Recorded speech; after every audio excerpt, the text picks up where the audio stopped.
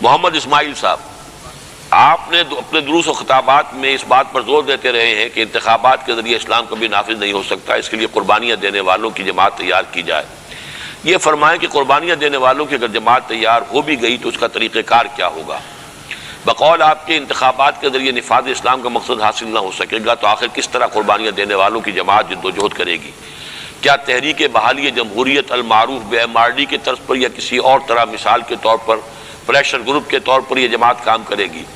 کیا پاکستان میں یہ معجزہ نما ہو سکتا ہے کہ دینی جماعتیں فقہی اور قیادت کے اختلاف کو بالائے طاق رکھ کر قیادت پر اتفاق کر لیں تو یقیناً ملک اور قوم کے مفاد میں ہوگا؟ دوسری بات تو ایسی ہے کہ جسے کہتے ہیں تعلیق بالمحال، کسی چیز کو ایسی چیز سے ٹانک دینا کہ جو تقریباً ناممکن ہو، تو مجھے تو ناممکنات میں سے نظر آتا ہے کہ وہ قومی قیادتیں اپنی چھوڑ کر کسی ایک پر جمع ہو جائیں۔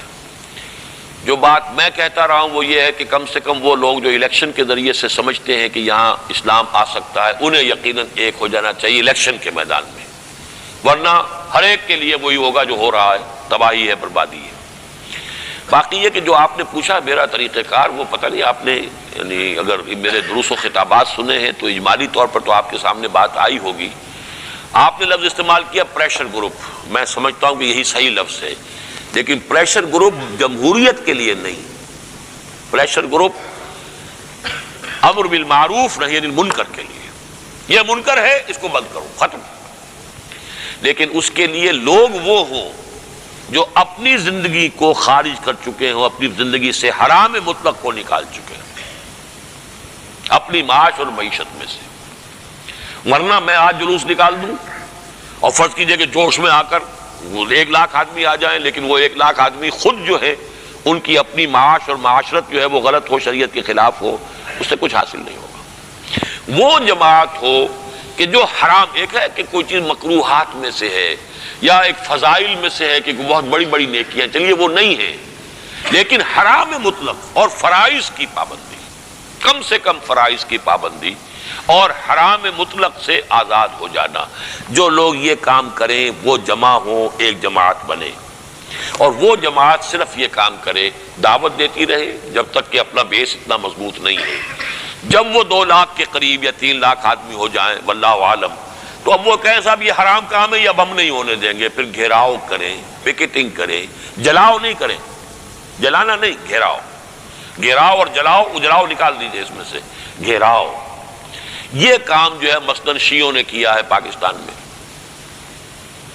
جب یہ ضیاء الحق صاحب نے زکوٰۃ آرڈیننس نافذ کیا، 50,000 چلے گئے پرامن، کسی کو کچھ نہیں کہا انہوں نے، اور سیکریٹریٹ کا گھیراؤ کر کے بیٹھ گئے کہ ہم نہیں اٹھیں گے یہاں سے جب تک کہ ہمیں یہ ضمانت نہ دی جائے کہ ہم سود نہیں دیں گے، ورنہ چلاؤ ہم پر گولی ہے۔ فرض کیجئے گولی چلا دیتا ضیاء الحق، عام اگر سنی ہوتے تو گولی چل جاتی، شیعوں پر اس لیے نہیں چلی کہ انہیں اندیشہ یہ تھا کہ شیعہ فوج میں، پولیس میں، اور اس میں جو ہے وہ ایک سیکٹیرین ایلیمنٹ آ جائے گا۔ سنی اگر ہوتے تو ان میں سیکٹیرین ایلیمنٹ نہ ہوتا، وہ تو یہ کہ چونکہ اکثریت ہے، عظیم ہے۔ بہرحال اس کی جو بھی حکمت عملی تھی اس وقت، اس نے اپنی ناک جو ہے رگڑوا لی زمین میں اور اس نے گولی نہیں چلائی، ورنہ ناک رگڑی گئی۔ ماشاء اللہ ایڈمنسٹریٹر کا حکم جو ہے اس میں سے اس نے واپس لینا پڑا اپنا وہ حکم، لیکن کر کے دکھا دیا کہ نہیں؟ یہی کام کر کے دکھایا ہے ایران میں شیعوں نے، کیا ہے یہ کام صرف شیعوں نے۔ ابھی سنیوں کا معاملہ جو ہے وہ تو وہی ہے کہ سن ہے، بالکل وہ سنی نہیں بلکہ یہ بھی نکال دے سن۔ تو یہ ہے صورتحال، لیکن وہ طریقہ موجود ہے۔ الجزائر کی بات کرتے ہیں، میں کہتا ہوں ایران کی بات کیوں نہیں کرتے؟ الجزائر اتنی دور بیٹھا ہوا ہے آپ سے، اور ایران آپ کا اتنا پڑوسی ملک ہے، اس کی بات کیوں نہیں کرتے؟ بادشاہ کو بھگایا کہ نہیں بھگایا؟ اور کنگ فہد کے معاملے میں کیا ہوا؟ وہ جو اس سے پہلے ہوا تھا سن 79 کے اندر، انہوں نے گھیراؤ کیا تھا، اور لیکن گھیراؤ کیا تھا خانہ کعبہ کا، اور وہاں لیکن یہ کہ وہ ناکام ہو گئے، لیکن وہ ملیٹنٹ تھا معاملہ۔ یہ تحریک تھی جو پرامن تھی، انہوں نے مارا نہیں، اپنی جانیں دینے کو تیار ہو گئے۔ بہرحال یہ صورتحال ہے، اللہ تعالی ہمت دے ہمیں، راستہ ہے کھلا ہوا، لیکن یہ کہ اب کرنا ہم نہ چاہیں۔ جانتا ہوں ثواب طاعت و زہد پر طبیعت ادھر نہیں آتی، وہ بات دوسری ہے۔